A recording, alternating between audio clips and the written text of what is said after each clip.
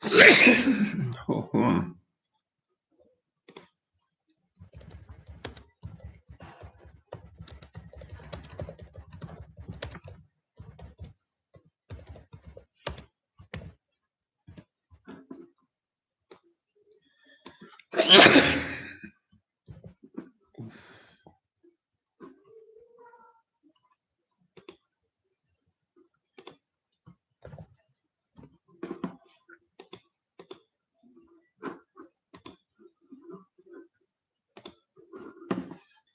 Hey, hello, hello.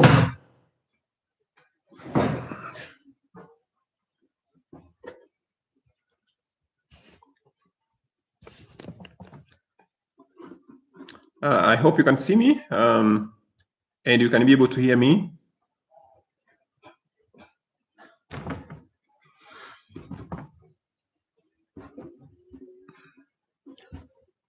Okay, all right. So please, if you're online, just type in your in the chat.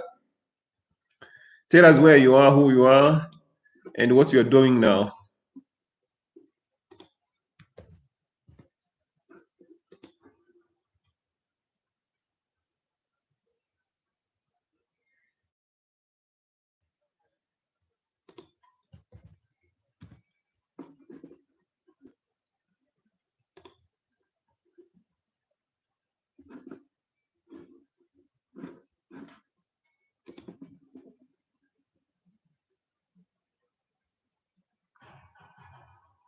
So anyone with them, I hope you can hear me. Okay, all right. Yeah, very good. Abingai.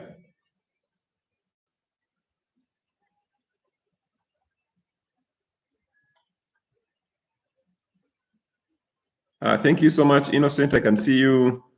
Seraphine, I can see you there.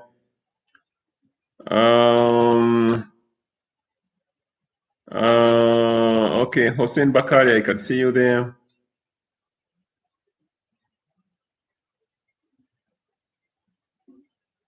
Habimana, I can see you there. So in the meantime, as you introduce yourself, you can straight away ask your questions. The questions will be based on week 1 and week 2.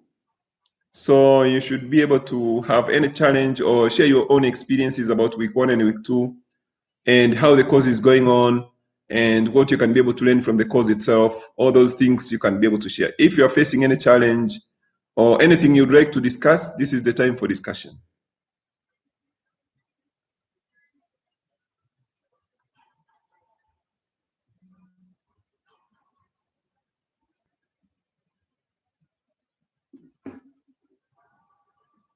Okay. I can see you all. So do you have any questions specifically to the course itself? Do you have any challenge or you're facing anything and you'd like to share or maybe get some clarification? But again, can you be able to share something about your own experiences?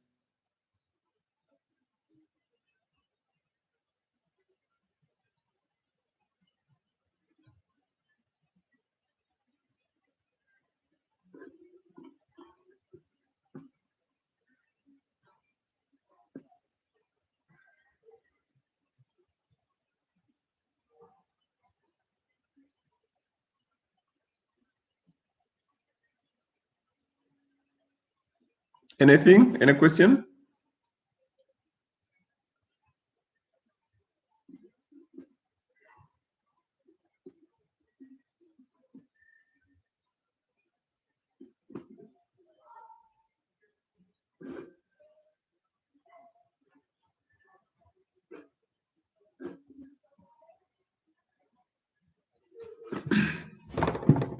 Okay, Hussein Bakari, you are asking about book roll.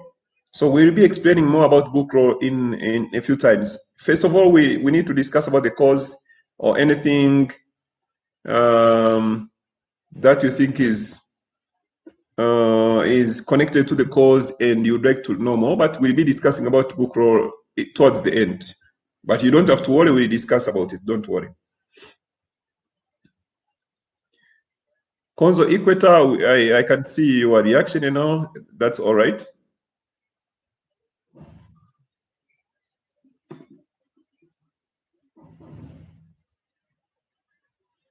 Okay, so Emmanuel Seleman says, my question is, how can we use TPS in mathematics classroom? So maybe if there is anyone who is teaching mathematics, you can be able to share your own experiences on how you teach mathematics. Can you share, can you type in and say, maybe in my class, I'm a mathematics teacher and I have been using TPS in this way and that way? Probably if you can share, that will be better.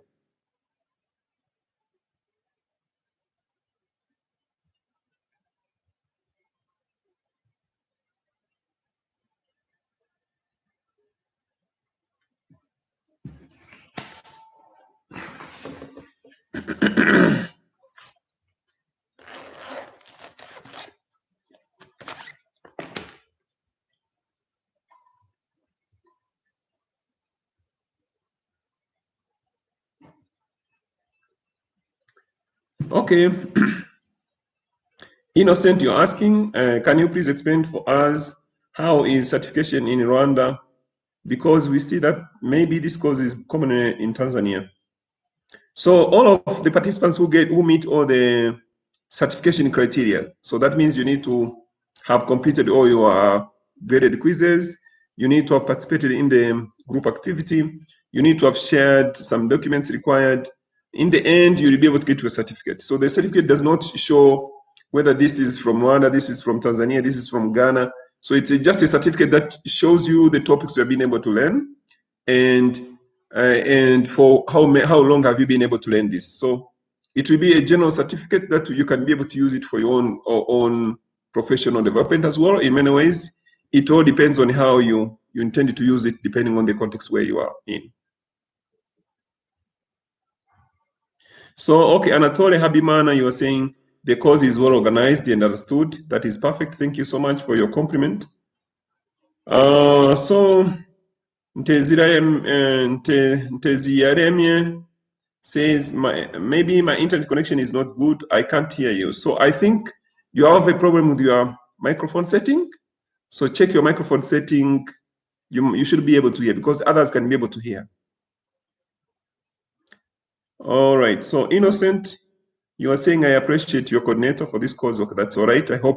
We hope that you are learning something from the course and probably can be able to share with others or in your own context as well. So anything else? Any other question?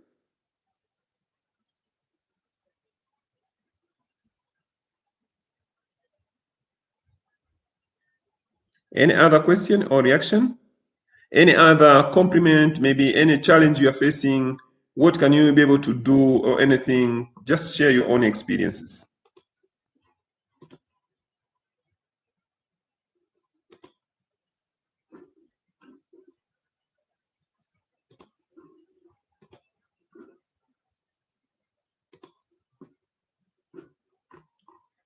All right, so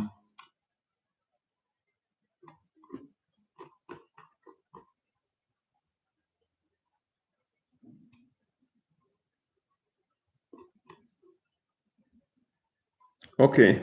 Yeah, Tapio, you say no question so far? Okay, which criteria someone needs to meet so as to get a certificate? That is a question from Innocent. So as we said in the beginning, to be able to get a certificate from this course, we normally have two types of certificates. One is certificate of completion, and the other one is certificate of participation. So to have a certificate of completion, what is required is that you must have completed all the quizzes, and then you should have participated in the discussion forum, and your quizzes should be totaling, the totalization of everything should be at least above 50, so 51 and above. That will be a certificate of completion. Now, when you have participated in the discussion forum, and maybe you could not be able to finish all the quizzes, and maybe you didn't get enough marks, when you get a mark between 23, 25, and 49, that is when you get a certificate of participation. You could not be able to get certificate of completion because you were not able to meet all the requirements of the course. But if you get between 25 and 49, that will be a certificate of participation. But of course, you need to have participated in the discussion forum. That's why we are always pushing you to go to the discussion forum, because it's the place where you can be able to interact with your teachers, be able to interact with the course team, and of course, be able to interact with the other students as well, or other participants. And the participation can be in the form of posting questions or in the form of responding to a post that has been stated by your fellow participants. So that's why you need to participate and need to work on the discussion forum so that you get to learn from the experiences of others. At the same time, you need to get to share with others as well. All right, so okay, book roll. We are going to discuss about book roll in a while. You don't have to worry. Okay, so many of you have problem of book roll. Okay, we are going to discuss about book roll in a short while. Okay, Masunga Lilanga, I managed to join, but I get poor networks. How can we get this lecture at the end to those who face this issue? So if you are in a poor network area, what we do is we are providing the PDF resources for you to be able to go through. And therefore, all the PDF resources will always be available at the end of the week. You should be able to download them and then be able to go through them and respond to questions as well. And we also provide you with the YouTube link where we are uploading all the videos. So you can go to the YouTube link and then be able to watch the videos outside your normal coverage area. And that should be done easily. That's how we normally do. Okay, so Gordon Johanna says, I have seen the sheets showing scores. Some people are awarded marks in each row, while others are awarded marks in a single row. Can you explain? Okay. So that is a sheet that has the scores for week 1 and week 2. And the scores are only based on the quizzes, quiz 1, quiz 2, quiz 3, which means knowledge quiz, assimilation quiz, and reflection quiz. And as you know, when you speak of knowledge quiz, this is the quiz that consists of questions that come from all the modules of that particular week. Assimilation quiz is the quiz that consists of questions that come from reading all the external resources, going through the links that are provided, but also maybe watching the videos that might have been shared. That is what we call assimilation. You are trying to assimilate knowledge from all the resources, the external resources you have been given. Now, reflection quiz is the quiz that comes from the discussion forum. For those who have already attempted the reflection quiz, you should have seen that the questions are telling you to go to the discussion forum. They tell you a question like, maybe Mr. Bakari in the discussion forum has posted about maybe how he's using TPS in his own classroom. Which, I mean, maybe how many students that, he makes groups. Now, how many students per group does he make? So it needs you to go there, read the post by Mr. Bakari, and then again be able to make sense of it and come to respond. That's why it's called a reflection quiz, because it has questions that come from the discussion forum. That's why we want you to go there and see what others are sharing and then come back to respond to the quiz. That's what you call a reflection quiz. Now, the sheet we have shared has scores on different laws. If you see your name and some of the parts do not have scores, that means you have not submitted that particular quiz. So you go back and resubmit that particular quiz. And then when you resubmit, it will be updated automatically because everything is machine generated. We don't mark anything. The Moodle system will automatically mark whenever you are submitting. Because we have set the questions already in Moodle, and Moodle marks everything by itself. We don't touch anything. We don't download anything. We just download the sheet with scores only. So if you see there is anything that is missing on your row, know that you have not been able to submit that particular quiz. And therefore, you need to go back and resubmit that particular quiz so that your score can be indicated on that particular sheet. If you don't see it, go and resubmit the quiz. Remember again to mark the deadlines because these quizzes are graded and therefore they have deadlines. You need to meet some deadlines to be able to submit the quizzes as well. So think of that and then see whether you can be able to go back and react. All right. So I want to know how to impart creativity to the students in the classroom. Okay. So creativity, I think it depends on the nature of the activity you're giving them. Maybe what you do is you can give them some activities that will inquire them to be able to think, to be able to reflect, and be able to suggest some problems or challenges that they think they can be able to solve in their context. It depends on the nature of the course itself. So if it is physics, for example, what you can be able to give is give maybe a problem in their own domain, and then tell them to solve that particular problem using their variable apparatus in the lab, probably, so that they can be able to think on how best they can be able to use the lab to be able to solve this particular challenge. Now, when they are thinking, there is creativity that will come into place because they have to think of whether this will be able to work and this will not be able to work. But at the same time, they're also thinking in divergent manner, looking into the different perspectives that can be used to solve this particular challenge. Once you implement that, automatically your students will be creative in nature, that they can be able to solve problems or challenges or come up with new products that would be able to solve some challenges as well. So that is one way, but depending on the nature of the subject you're teaching, the ways to impart creativity might change. What you have to do is keep learning and keep walking through different articles and research papers that can be able to guide you on how best you can be able to impart creativity to your students. All right. So Gordon Johanna asks, knowledge quiz and reflection quiz of both week 2 still available for us to answer? Yes. So for week 2, knowledge quiz and reflection quiz, knowledge quiz will be available from, so week 2 was released on 10th. So the quizzes for week 2 will be available up to 20th, which means they'll be available up to 20th. 20th will be around, I think, Wednesday or Thursday. So you still have enough time to go and submit your quizzes. If you see there is a dash, dash, dash, dash on your row on that particular sheet for progress.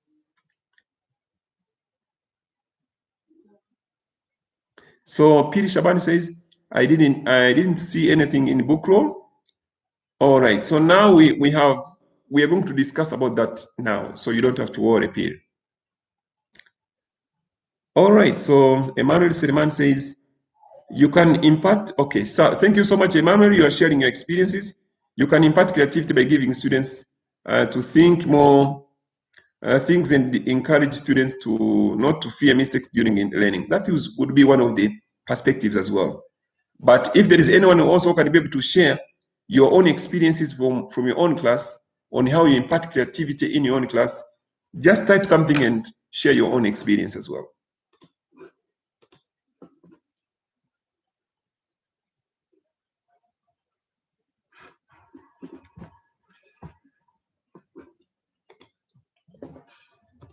So, any more? Any other question? All right. So, host, you're welcome. Any other question or suggestion or a challenge?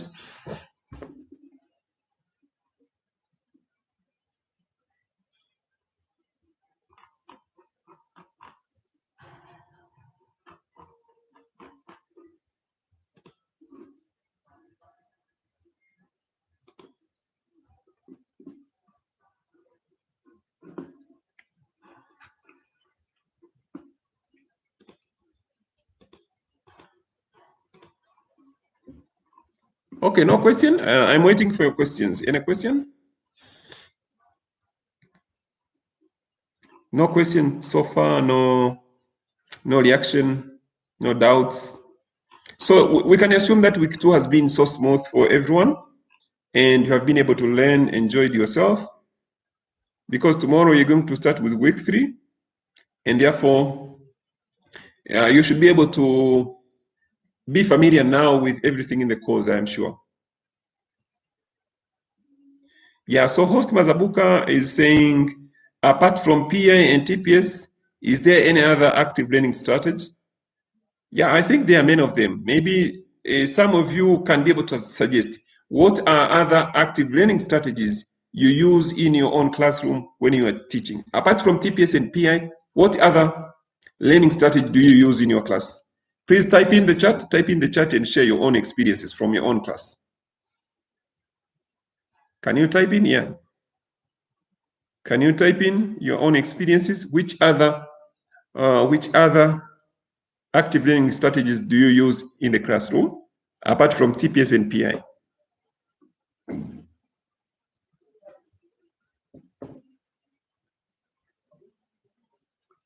Please type in the chat, share your experiences, type in the chat.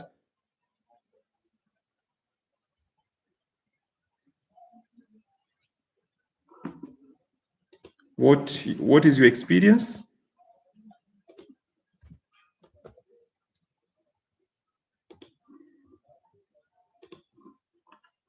What are the active learning strategies do you use when you are teaching your subject in your classroom?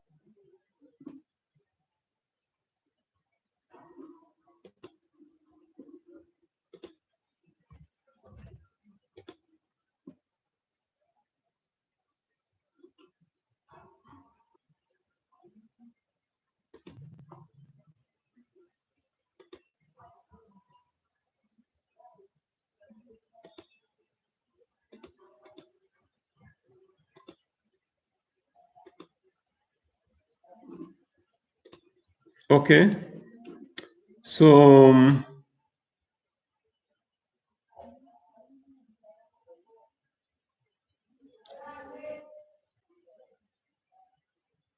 okay, so Gordon Yohana says, I normally impart creativity in my classroom through initiating a problem and ask my students to try to solve it collaboratively, so in group work. And I don't care much about the errors, yeah, because they are learning. And the errors are means of learning, yeah. I agree with you totally, Mr. Gordon. And yeah, so when you speak of active learning strategies, we can use many of them. So it could be you're using what you call group work, that is one of the strategies as well, depending on the nature of your class. Or it could be you're using discussions, that is one of the ways to use in your own class as well to bring about creativity, bring about active learning and participation. You can also do some demonstration depending on the nature of the subject. For example, if you're doing physics, you demonstrate, give them activities to do. That is one of the ways. But if you are showing videos, for example, there is a strategy called POE, predict, observe, and explain.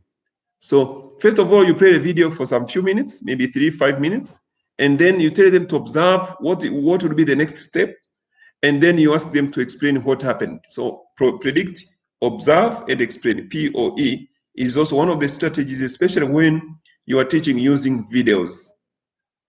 So yeah, so you could have a lot of more of them when you are actually using, you want to engage your students as well.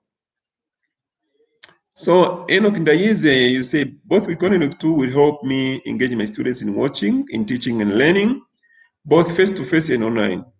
What to improve is the sound volume, because week 2 videos was okay, but the sound was wrong. Okay, so we are taking up your comment, Enoch. So Mark Mosh, you say TPS is the best. Maybe you could be able to explain why do you say it's the best? How do you use it in your classroom? And how do your students engage with the TPS strategy? So Stella Quaker is asking, I want to know how to use TPS for kindergarten. So I'm just trying to think, do we have kindergarten teachers in here? And have you tried to use TPS maybe in primary school or kindergarten and try to engage the small children together using the strategy? So if there is any teacher who has used the TPS in raw classes, for example, standard 1 to 3 or kindergarten students, pupils, please share your own experiences in the chat here. But as long as I know, we can use TPS in many ways. For example, you are dealing with children of ages between 4 to 7, for example. That is kindergarten, 4 to 6 to 7. So it depends, and you know the children are much more playful. All the time they need to play, give them games and activities.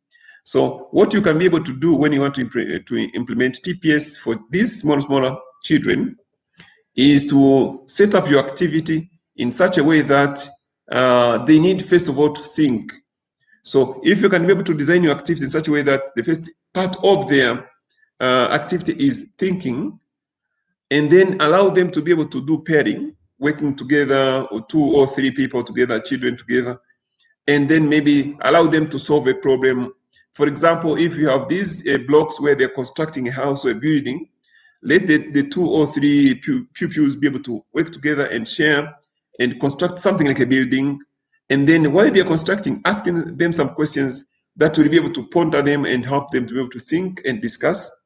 And then later on, tell each one from each of the groups to stand up and share the experiences from the learning in the group when they were constructing maybe a building or any structure of a car or something.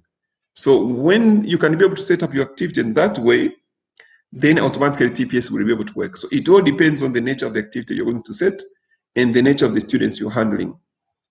So if you're teaching higher, maybe grade 1 to 3, 4, you keep your activity a little bit higher level, but at the same time think of how these children can be able to interact while they're working, especially on the pair phase.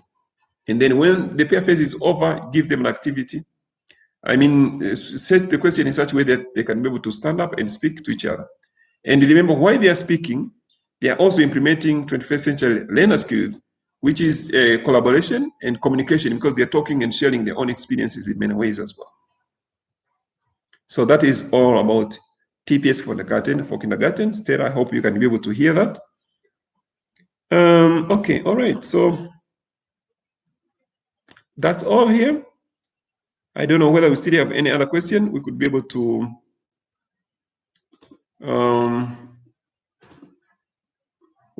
respond to any of the questions that might have come before we go to the book roll part.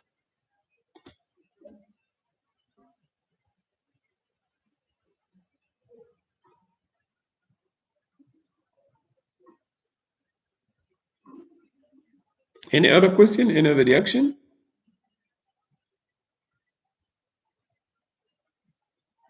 All right. So, Gordon Johanna, thank you for your explanation. This is one way also to be able to do that. So, depending on the nature of your students, you can be able to use. Okay. So, Hosti Mazabuka, I have used TPS in grade 3 and 4 when teaching literacy.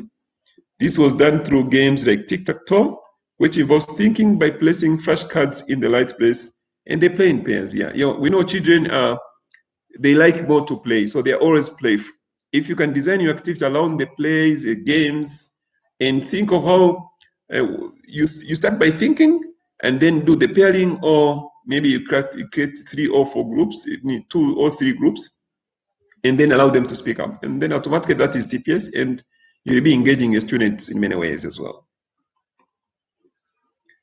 All right, so I think this is progress for our work. I don't know whether there is any other thing before we move on to the next activity.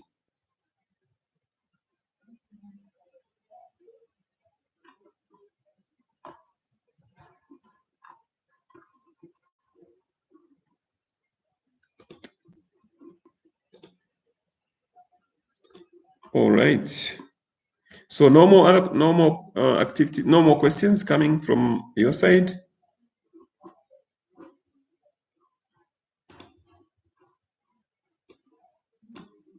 So if no more questions can come here, then we'll go to the part on book roll. All right, okay. So I'm sharing a link, Zoom link on this chat here.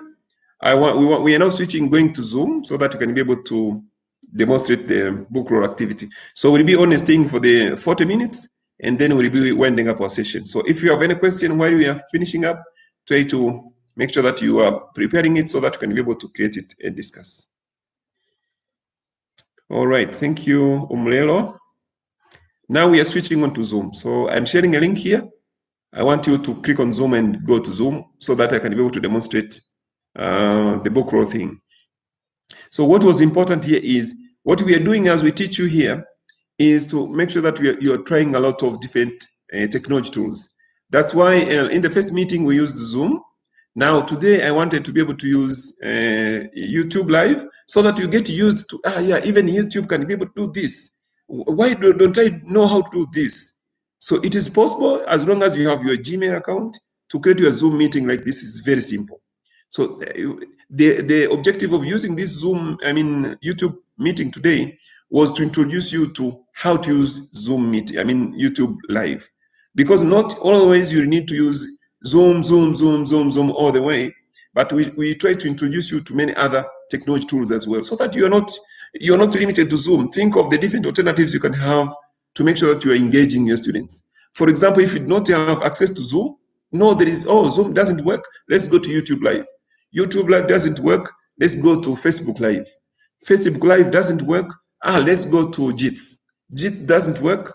Let's go to Microsoft Teams. So you have that flexibility of being able to switch from here to there and working with your students in a seamless manner. That is the beauty of having to try different alternatives and different technology tools. And we want you as teachers to be able to open up your brain and think and know the different technology tools that you can be able to use in many ways as you interact with your students, as you are thinking on how best you can be able to improve your own ways. And this is 21st century teaching.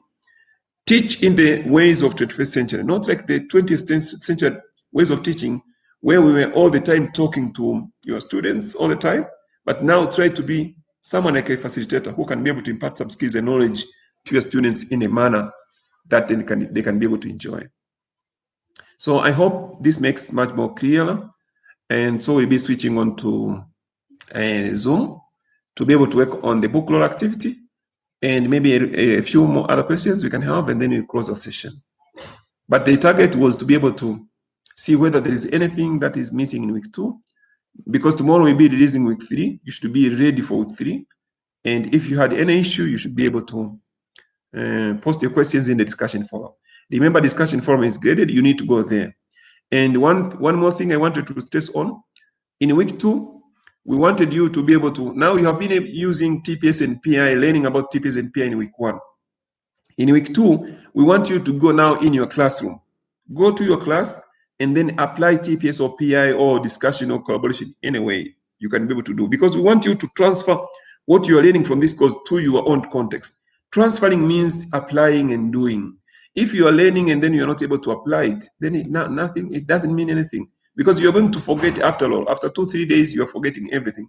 But if you are learning about TPS, now tomorrow you have a class with your students, you are going to apply it in your own class. Apply it and enjoy the fun, and let your students be able to have this new experience of working in the situation, I mean, in the context of TPS and PI. And then when they are working in that group, when they're sharing, share with us some few photos. We want to see how your students are reflecting. What was the excitement? Were they excited? Maybe did they find it useful? What did you see? How they were reacting? And remember, when you share the photos, you'll be getting 5 marks for this activity. So for those who have been able to share, we are actually noting down a recording. There is if you have seen today's progress document, there is a column for photo shared. Did you share your photo? We are going to put the marks, 5 marks each, to those who have been able to submit their photos showing how your students are reacting, maybe their experiences on how everything went. And remember, you're not sharing the photos only. Put 1 or 2 details. For example, my name is Mr. Anatole Habimana from Rwanda. Today I was using TPS in my class to teach my students, and I have a few photos how the students were reacting, and maybe during the session our students were very happy with they did so and so and so. And me as a teacher, I felt like this was a good experience for my students, because they could be able to grasp the concept, and I could be able to understand what I wanted to do. So it all depends on how you are actually setting up the stuff. So I hope that makes sense. Not sure whether you could be able to catch what I was trying to explain. All right. So, okay. Emmanuel Mullins, you're asking, can participants speak on YouTube Live? So YouTube Live is not allowing you as students to be able to talk. So what they do is you have the chat. You talk through the chat. So whenever you want to speak anything or share any experience, type it. The teacher will be able to read it and explain it to you. That's how it is being done. It's not like in Zoom or anything else where you are free to talk and it's limited. TPS at kindergarten, a baby can pick a color, and then she likes and shows it to other baby. So yeah, I think Stella, you're getting some points. Mr. Anje, no participants can talk. Yeah, thank you so much, Tapio. In YouTube Live, we don't talk. Likewise, in Facebook Live, participants cannot be able to talk. So what you see, you are seeing your teacher explaining the concepts, and what you have, if you have any question, go to the chat, live chat. You will be able to see the live chat, type in your message, your teacher will be able to explain and share the experiences. That is how it works. So now, if there is no another question, let's switch to Zoom. And then we use only the 40 minutes. So let us make sure that we're using, we are consuming the exact 40 minutes. We will not be able to create another link for the meeting. All right, so I'm sharing the link. So I'm sharing the link on the chat here itself. And then I'm posting also in the WhatsApp groups. So whoever is here can join, and whoever is there can join. That it should be able to work. So there is no issue with that. All right, so let's go there and launch the meeting. So I'm launching the meeting to be able to pick you up now. So this is the, so that is the Zoom link. You should be able to see that, and I'm already there to pick you up in case you have anything. And I'm sharing in the groups again on WhatsApp groups. Join the Zoom link is shared now. You can join there. You can join the Zoom link. You can join the Zoom link from that side. So in case you are being asked about personal meeting ID, meeting ID will be meeting ID. So if you are being asked about meeting ID, this is the meeting ID. Meeting ID. If you are being asked about meeting ID, that is the meeting ID. I've shared it there, and I'm sharing it here as well in the groups as well. All right. So already I'm seeing people coming in. I have accepted some of you also here in the group in meeting ID. In case you are being asked about meeting ID, that is the meeting ID shared in the group. Meeting ID is there, meeting ID is there, and meeting ID is there. So I am admitting people now already. I see people there already coming in. All right. So we'll be discussing, disconnecting from YouTube Live, and then we want you to switch to that side. All right.